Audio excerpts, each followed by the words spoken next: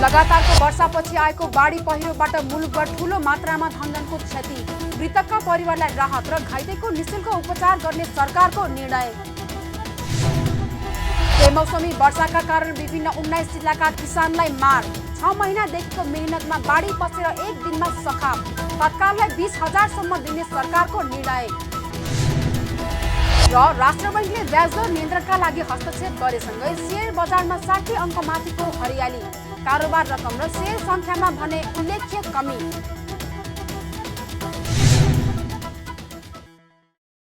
हामी छौं पल पल तपाईसँग,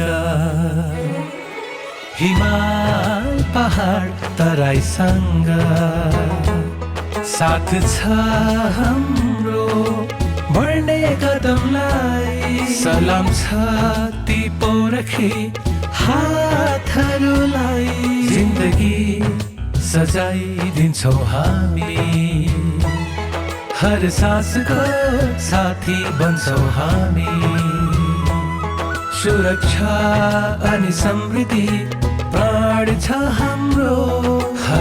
आफू पनि बचौं, अरूलाई पनि बचाऊ। आजै नेपाल लाइफमा जीवन बिमा गरौँ। हामी हौं नेपाल लाइफ। नेपाल लाइफ, किनकि जीवन अमूल्य छ।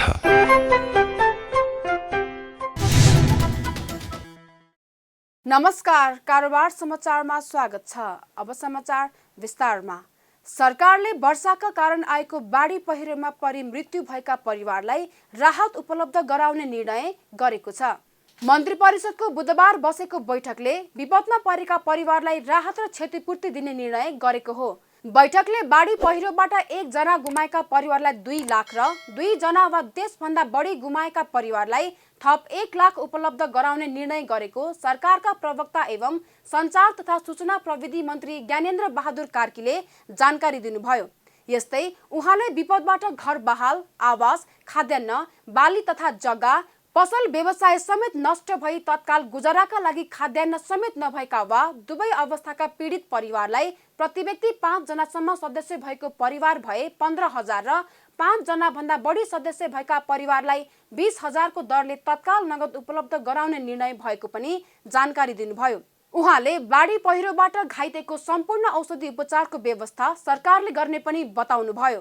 विपदको घटनामा परि कुनै परिवारको मृत्यु भएमा रु 2 लाखको दरले, सोही परिवारमा अन्य व्यक्तिको समेत मृत्यु भएमा प्रति व्यक्ति थप रु 1 लाखको दरले एक द्वार नीतिबाट राहत उपलब्ध गराउने। विपदबाट घर बहाल, आवास नष्ट भएका वा खाद्यान्न, बाली तथा जग्गा जमिन वा पसलको व्यवसाय समेत नोक्सानी भई तत्काल गुजाराका लागि खाद्यान्न समेत नभएका वा दुवै अवस्थामा पीडित परिवारलाई प्रति व्यक्ति 5 जनासम्म सदस्य भएको परिवार भए रु 15,000 र 5 जनाभन्दा बढी सदस्य भएको परिवार भए रु 20,000 को दरले तत्काल नगद सहायता उपलब्ध गराउने। बाढी पहिरोमा परि घाइते हुनेहरूको उपचारको सम्पूर्ण व्यवस्था नेपाल सरकारले मिलाउने, उपचारमा कुनै कमी हुन नदिने। यस्तै मन्त्री परिषदको बैठकले बाढी पहिरोले जमिन गुमाएकालाई जमिन उपलब्ध गराउने निर्णय पनि गरेको छ। बैठकले घर पूर्ण रूपमा क्षति भएकालाई हिमाली क्षेत्रमा 5 लाख, पहाडमा 4 लाख र तराईमा 3 लाख दिने निर्णय गरेको छ।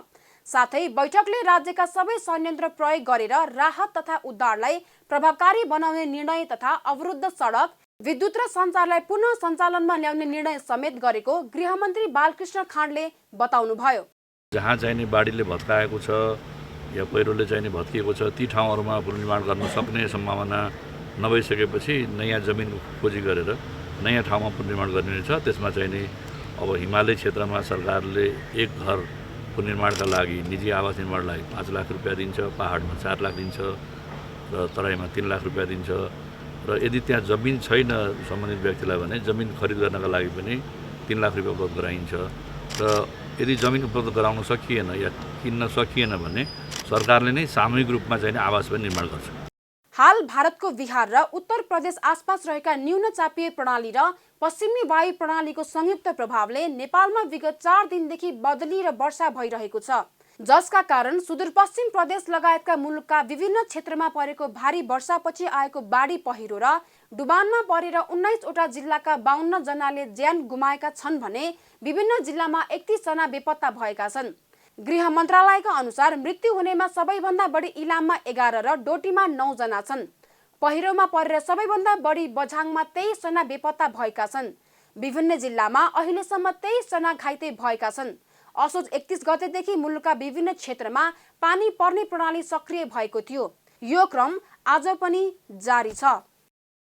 लगातारको वर्षापछि आएको बाढी पसेपछि विराटनगर विमानस्थल बन्द भएको छ।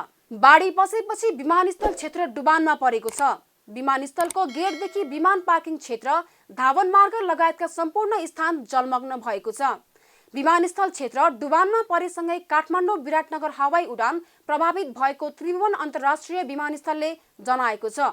विमानस्थल अवरुद्ध भएपछि दुई ठूला विमान कम्पनी बुद्ध र यति एयरलाइन्सले काठमाडौँ विराटनगरका सबै उडान रद्द गरेका छन्। उडान रद्द हुँदा सयौं यात्रु समस्यामा परेका थिए। भद्रपुर, भोजपुर लगायतका केही स्थानको उडान पनि केही समय स्थगित गरिएको थियो। वर्षातका कारण कैलाली, कञ्चनपुरमा भित्र्याउन ठिक्क पारेको धानबाली नष्ट भएको छ। आइतबार रातिदेखिको अविरल वर्षाका कारण धानबाली सखा भएपछि किसान चिन्तित बनेका छन्। किसानको धान वर्षाले भिजाएको र डुबाएको मात्रै होइन, नदीले बगाएको समेत छ। विगत केही दिनदेखि परेको बेमौसमी वर्षातका कारण खेतमा काटेर सुकाउनका लागि राखिएको धान भित्र्याउन नपाउँदै भिजेर नष्ट भएपछि किसान मारमा परेका छन्। खेती भित्र्याउने बेला अचानक अविरल वर्षा परेपछि धान खेतीमै जीवन निर्वाह गर्दै आएका किसानलाई मार परेको छ। किसान अङ्गुरा राणा आफूले लगाएको सम्पूर्ण धानबाली नष्ट भएको र आफ्नो परिवारको बिचल्ली हुन लागेको बताउनुहुन्छ। त्यसैगरी आफूले लगाएको सम्पूर्ण धानबाली नष्ट भएको किसान रतन बहादुर मल्लको भनाइ छ। हमार बाढ़ी पीड़िता जब मैं सब लई गए, अब हम का खाए, हमारे बाल बच्चे का खाए, हम अपन घर में एक बूदा तक ना लई गए हैं। हम एक ना बचा पाए, 2-2.5 बीघा खेत रहे, हम कति जब मैं पोहाड़ आ रहे, अब हम का खाएंगे। हमारे तो कति कछू ना रह गए, हम तो हाथ धोए के बैठ रहे, हम एक बूदा अपन घरे ना ले गए हैं, तो हम का खाएंगे। अब हम कहाँ जाए, कहाँ बैठे, का खाए, हम जी हैं, का अपन बच्चन के खवाए हैं, हम तो मरी गए। अब से पानी परेको त 31 गतेदेखि नै हो। अब सबैले मुठा पानी सकेका थिएन। मुठा बाँध्दै गर्दा अब कोही पानी पर्यो, घरमा सुकाउन ठाउँ छैन। अनि त्यसपछि के गर्ने भन्दाखेरि अब मुठा बाँध्दै अब जम्मा गर्दै गरे। यस्तो बाढीको त कसैलाई पनि याद भएन नि त। अब अहिले आएर बाढी आएर सबैजना जम्मा गरेको सहित बगाएर लग्यो। वर्षातका कारण कञ्चनपुरका सयौं किसानको हजारौं बिघा जमिनको धान भिजेको छ। घरमा भित्र्याउन ठिक्क पारेको धान भिजेपछि किसानहरू मर्माहत भएका छन् भने आगामी दिनमा भोकमरी हुने चिन्ताले किसानलाई सताएको छ। आगामी दिनमा पीडित किसानहरूका लागि खाद्यान्नको व्यवस्था गरिनुपर्ने र किसानलाई मल, बिउको व्यवस्थापन सरकारले गरिदिनुपर्ने किसान घनश्याम पन्त बताउनुहुन्छ। काटेको धानमाथि त्यो बगाएर चाहिँ ल्याएको छ। यो कति त्यहाँ यसैमा खेतमा रहेको छ, घरमा राखेको पनि त्यस्तै चाहिँ छ, अस्तव्यस्त स्थिति छ। जे होस् अब यो ठाउँमा अलि अप्ठ्यारो स्थिति छ। पछिको लागि अब चाहिँ बिउको व्यवस्था अनि खाना कोही पटक्कै चाहिँ 1-2 कट्ठा मात्र भएका छन्। त्यस्ताको लागि केही केही चाहिँ राहतको व्यवस्था हुनु पर्यो। पछि चाहिँ बिउ अनि चाहिँ मल इत्यादिको पछिको लागि त्यो सब कति रहन्छ यो केही छैन। अब 2-3 दिन अरू रहन्छ भन्ने आशा छ। वर्षाले बालीमा क्षति पुर्याएपछि कृषि विकास निर्देशनालय दिपायलले मातहतका कार्यालयसँग समन्वय गरी किसानको अवस्था र वर्षाले पुर्याएको क्षतिको विवरण सङ्कलन गर्न टोली परिचालन गरेको छ। भूमि व्यवस्था, कृषि तथा सहकारी मन्त्रालय, कृषि विकास निर्देशनालय र कृषि ज्ञान केन्द्रको टोलीले कैलाली, कञ्चनपुरका किसानहरूको खेतमै पुगेर निरीक्षण गरेको छ। निरीक्षण टोलीमै रहेका कृषि ज्ञान केन्द्र कञ्चनपुरका प्रमुख डाक्टर दिलबहादुर विष्टले वर्षाका कारण हजारौं बिघाको धान नष्ट हुँदा अरबौंको क्षति भएको बताउनुभयो। अब आज हामी क्षेत्रीयदेखि लिएर हाम्रो पत्रकारज्यू लगायतदेखि लिएर हाम्रो मन्त्रालयको सरहरू के अवलोकन गरिरहेका छौँ। अब यो बहुत क्षति भएको हामीले देखिरहेका छौँ। कम्तीमा 150 बिघा जमिनको सम्पूर्ण धान खेती नष्ट भएको देखिन्छ। अब यसलाई भोलिका दिनमा कसरी जान सकिन्छ भन्ने कुरो मात्रै रह्यो हाम्रो। स्थानीय तहहरूले निरीक्षण र क्षतिको विवरण सङ्कलन गरिरहेका छन्। विवरण सङ्कलनपछि आवश्यक क्षतिपूर्ति र अनुदान उपलब्ध गराइने शुक्लाफाँटा नगरपालिकाका मेयर दिलबहादुर अहिरले बताउनुभयो। किसानको धान खेती डुबान कटान चौपट पारेको छ। म सङ्घीय सरकार प्रदेशको सरकारलाई पनि आग्रह गर्न चाहन्छु, अब यहाँ भोकार वर्ष सुरु भयो, यसलाई तिनै तहका सरकारले व्यवस्थापन गर्नुपर्छ, किसानलाई सम्वर्धन गर्नुपर्छ। बाली नाली नष्ट भएको छ, खेतीका खेती साफ धान बाली भएको छ, त्यसैले सङ्घीय सरकारले प्रदेश सरकारले पनि हाम्रो आवाज सुन्नुपर्छ। हामी स्थानीय तहका तर्फबाट लागेका छौँ, बैठक बनाएका छौँ, अनुगमन गरेका छौँ, तथ्याङ्क लिँदैछौँ छौँ, पुलिस र प्रशासनलाई क्रियाशील गरेका छौँ। किसानहरूलाई सोद्धाखेरि हामीलाई खाना पनि चाहियो, दाना पनि चाहियो, माना पनि चाहियो, उनीहरूको राहत पनि चाहियो, सबै कुरा चाहियो नि। सुदूरपश्चिम प्रदेशमा कुल 1,81,996 हेक्टर जग्गामा बर्खे धान खेती हुने गरेको कृषि विकास निर्देशनालयको तथ्याङ्क छ। सुदूरपश्चिम प्रदेशमा बर्खे धानको वार्षिक उत्पादन 5,86,353 मेट्रिक टन रहेको कृषि विकास निर्देशनालय दिपायलले जनाएको छ। यस वर्ष समयमै मनसुन भएको हुँदा धान उत्पादनमा वृद्धि हुने अपेक्षा गरिएको भए पनि निरन्तरको बेमौसमी झरीले उत्पादनमा ह्रास आउने आकलन गरिएको छ।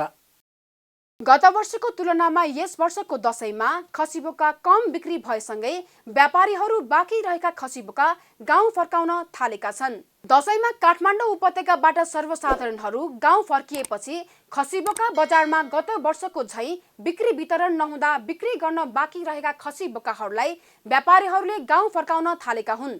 काठमाडौँ उपत्यकामा यस वर्ष मागभन्दा धेरै खसीबोका भित्राएपछि बिक्री नभएको काठमाडौँ चौपाया खरिद बिक्री प्रणालीका बजार व्यवस्थापक जीवनराज खतिवडाले बताउनुभयो। उहाँले कोरोना महामारीको जोखिम कायमै भएकोले त्यसको असर पशु चौपाया व्यापारमा पनि परेको बताउनुभयो। गत वर्षको तुलनामा यस वर्ष बिक्री वितरण कम भएको बताउँदै माग नहेरी अप्रत्याशित रूपमा व्यापारीहरूले खसीबोका भित्राउँदा चाहे जस्तो बिक्री हुन नसकेको उहाँको भनाइ छ। नेपालमा जुन यो कोभिड जबदेखि चाहिँ भित्र यसले चाहिँ हरेक क्षेत्रमा चाहिँ यसले असर पारेको र त्यसको असर चाहिँ हाम्रो यस चौपाया व्यापार भनौँ न खसीबोका व्यापारमा पनि त्यसको असर पोहोर साल पनि देखियो र यो नेक्स्ट यो साल पनि त्यो क्रम चाहिँ दोहोरियो। अब त्यसले गर्दाखेरि हाम्रो चाहिँ भनौँ न अब टुरिज्म क्षेत्र भयो, होटल व्यवसायीहरू भए, यी सबै यो चाहिँ टुरिज्मसँग रिलेटेड चाहिँ क्षेत्रहरू चाहिँ अलिकति माथि नआएको हुँदाखेरि उनीहरूको बिजनेस चाहिँ स्मुथली नचलेको हुँदाखेरि चाहिँ त्यसको असर यो खसीबोकामा पनि देखियो। हुन त गत सालभन्दा यसपालि चाहिँ आयात भनौँ खसीबोका जुन काठमाडौँ भित्रिने क्रम थियो त्यो पोहोरको सालभन्दा यसपालि बढी भयो र त्यो अनुपातमा पोहोरको अनुपातमा बिक्री पनि कम भयो। यसपालि पोहोरभन्दा पनि यसपालि हामीले बिक्री कम भएको पायौँ। बजार व्यवस्थापक खतिवडाले नेपाल सरकारले बजारको माग अनुसार काम नगरेको भन्दै सरकार पक्षबाट बजारीकरणको व्यवस्था मिलाइनुपर्ने बताउनुभयो। यस वर्ष काठमाडौँ उपत्यकामा व्यापारीहरूले 65,000 खसीबोका भित्राएको बताइएको छ। बिक्री हुन नसकेका खसीबोका भने धमाधम गाउँ फर्काइएको व्यवसायीहरूले बताएका छन्। नेपाल पर्यटन बोर्डका उपाध्यक्ष चन्द्र रिजालले अन्तर्राष्ट्रिय क्षेत्रमा पर्यटन प्रवर्धन र विकास गर्नका लागि राज्यले सहयोग गर्नुपर्ने बताउनु भएको छ। पर्यटन बोर्डका उपाध्यक्ष रिजालले अन्तर्राष्ट्रिय क्षेत्रमा पर्यटन प्रवर्धन र विकास गर्नका लागि राज्यले आर्थिक सहयोग गर्नुपर्ने बताउनु भएको हो। उहाँले विदेशमा पर्यटन प्रवर्धन गर्न ठूलो रकम चाहिने तर त्यसका लागि पर्यटन बोर्डसँग पर्याप्त रकम नभएको र सरकारले अनुदान दिनुपर्ने बताउनुभयो। उहाँले पर्यटन बोर्डमा साना कामहरू गर्नका लागि भरपूर बजेट रहेको बताउँदै प्राकृतिक विपत्तिहरूको सामना गर्नु नपरे पर्यटन क्षेत्र चलायमान हुने बताउनुभयो। उपाध्यक्ष रिजालले पर्यटन बोर्डले बजेटमा आएको पैसा खर्च गर्न नसक्दा सरकारले अर्बौं कर तिरिरहेको बताउनुभयो। एउटा प्रब्लम चाहिँ अघि पनि मैले भनेको र अन्तर्राष्ट्रिय क्षेत्रमा लगानी गर्नका लागि चाहिँ बजेट हामीसँग कमै छ, किनभने विदेशमा हामीले प्रवर्धन गर्न चाहिँ अलि ठुलो रकमै चाहिन्छ। त्यसले राज्यले पनि सपोर्ट गर्नुपर्छ। राज्यले सपोर्ट नगर्दा हाम्रो टुरिज्म गतिविधि चाहिँ नियमित चल्ने भने हाम्रो पर्यटन बोर्डको बजेटै त्यही नियम कानुन मिल्ने भने चाहिँ भरपुर पुग्छ, किनकि हामीले प्रत्येक वर्ष खर्च गर्न नसकेर यो संस्था राज्यलाई ट्याक्स तिर्ने संस्थै होइन, यसले चाहिँ राज्यलाई अरबौँ ट्याक्स तिरिरहेको स्थिति छ होइन। किन त खर्च गर्न नसकेर हो नि त। त्यो एउटा त यसलाई हेर्ने दृष्टिकोण फरक हो, यसको पैसा त डिपोजिट भइरहने र अर्को साल खर्च गर्नुपर्ने स्थिति बनाउनु पर्थ्यो राज्यले, त्यो बनाएन। किन बनाएन त अब तपाईँ हामी बुझेकै कुरा हो। हामीले सही ढङ्गले सही नीतिहरू सही कुराहरू बुझ्ने भए आज मुलुक यो ठाउँमा पुग्दैन थियो। त्यसैले पर्यटन बोर्डमा अहिले तत्कालले सानातिना काम गर्नलाई भरपुर बजेट छ। हामीले 91 करोड 80 लाख बजेट चाहिँ अहिले यो वर्षलाई हामीले उ गरेका छौँ। यदि अब कोभिड बढेन भने हामीलाई सहज ढङ्गले काम गर्न पर्यटन बोर्डले योभन्दा राम्रो ढङ्गले काम गर्नलाई सक्छ। तर अन्तर्राष्ट्रिय क्षेत्रमा प्रवर्धन गर्नलाई छिटो गर्नु पर्यो भने चाहिँ हामीसँग बजेट छैन, त्यो चाहिँ राज्यले दिनैपर्छ। उपाध्यक्ष रिजालले नेपालमा अब कोरोना जस्ता प्राकृतिक विपत्ति कम भए पर्यटन क्षेत्रले गति लिने बताउँदै आन्तरिक कामहरू नियमित सञ्चालन गर्न पर्यटन बोर्डसँग पर्याप्त बजेट रहेको बताउनुभयो। नेपाल राष्ट्र बैंकले ब्याज दर नियन्त्रणका लागि हस्तक्षेप गरेसँगै शेयर बजारमा 60 अङ्क माथिको हरियाली छाएको छ। 2 दिनदेखि उच्च अङ्कले घटेको शेयर बजार मापन गर्ने नेप्से परिसूचक बुधबार 60.56 अङ्कले बढेर 2571.66 अङ्कमा उक्लिएको हो। बैंक तथा वित्तीय संस्थाहरू निक्षेप र कर्जा मिलाउनको लागि अस्वस्थ प्रतिस्पर्धामा उत्रिएपछि राष्ट्र बैंकले मंगलबार राति निर्देशन जारी गर्दै अघिल्लो महिनाको प्रकाशित ब्याज दरको 10% मात्रै बढाउन पाइने व्यवस्था गरिएको जानकारी गराएको थियो। यस्तै संस्थागत मुद्दती निक्षेप बोल कबोल समेतमा प्रदान गरिने अधिकतम ब्याज दर सर्वसाधारणलाई मुद्दती निक्षेपमा प्रदान गरिने अधिकतम ब्याज दर भन्दा कम्तीमा 1% बिन्दुले कम हुनुपर्ने व्यवस्था पनि निर्देशन जारी गरेको छ। यो व्यवस्था कार्तिक महिनादेखि नै लागू हुने राष्ट्र बैंकको निर्देशनमा उल्लेख छ। बैंकहरूले निक्षेप तान्नका लागि कार्तिक 1 गतेदेखि मुद्दती निक्षेपको ब्याज दर बढाएर 11% पुर्याएका थिए। तर राष्ट्र बैंकले ब्याज दर नियन्त्रणका लागि हस्तक्षेप गरेसँगै लगानीकर्ताहरू उत्साहित देखिएका छन्, जसले गर्दा बुधबार समग्र परिसूचक अघिल्लो दिनको तुलनामा 2.41% बढेको छ भने सबै समूहको परिसूचकमा हरियाली छाएको छ। वित्त समूहको परिसूचक अघिल्लो दिनको तुलनामा 5.81% सबैभन्दा धेरै बढेको छ भने जलविद्युत समूहको परिसूचक 4.31% बढेको छ। अन्य समूहको परिसूचक 3.89% बढ्दा विकास बैंक, व्यापार र होटल तथा पर्यटन समूहको परिसूचक पनि 3% भन्दा धेरैले बढेको छ। यस्तै निर्जीवन बीमा समूहको परिसूचक 2.2% बढ्दा कारोबारमा आएका बाँकी सबै समूहको परिसूचक 2% को हाराहारीमा बढेको छ। आज नेप्से परिसूचकमा हरियाली छाए पनि कारोबार रकममा र शेयर संख्या दुवैमा भने उल्लेख्य कमी आएको छ। दिनभर कुल 217 कम्पनीको जम्मा 61 लाख किता शेयर 2,67,90,00,000 रुपैयाँ बराबरमा मात्रै कारोबार भएको छ। यो कारोबार रकम अघिल्लो दिनको तुलनामा 1,10,00,00,000 रुपैयाँ भन्दा बढी हो। अघिल्लो दिन 95,75,000 किता शेयर 3,78,34,00,00,000 रुपैयाँमा कारोबार भएको थियो। कारोबार समाचारमा अब सुन चाँदी र विदेशी विनिमय दर सम्बन्धी जानकारी।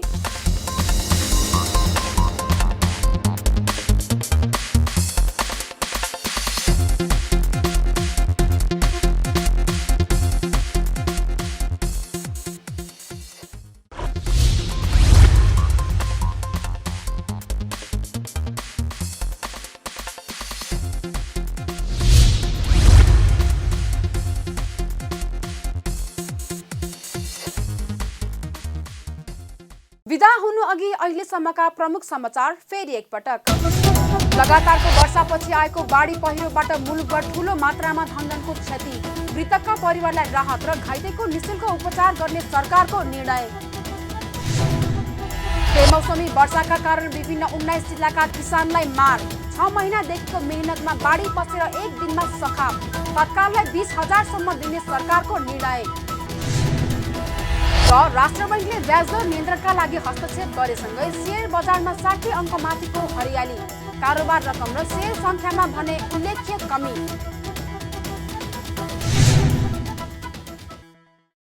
कारोबार समाचार सकियो। हामीलाई बिदा दिनुहोस्। नमस्कार।